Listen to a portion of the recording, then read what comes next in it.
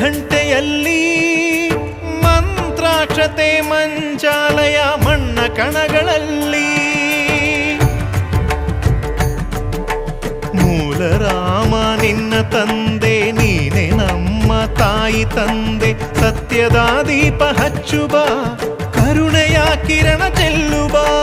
ರಾಮನ ಸಾರ ತುಂಬುಬ ಹನುಮನ ಶಕ್ತಿ ನೀಡುಬ ಬೃಂದಾವನದಿ ನೆಲೆಸಿದ ಪೂಜನೆ ನಿನಗೆ ಶರಣು ಶರಣು ಶರಣು ಗುರು ರಾಘವೇಂದ್ರ ಶರಣು ಶರಣು ಶರಣು ಶರಣು ಗುರು ಸಾರ್ವಭೌಮ ಶರಣು.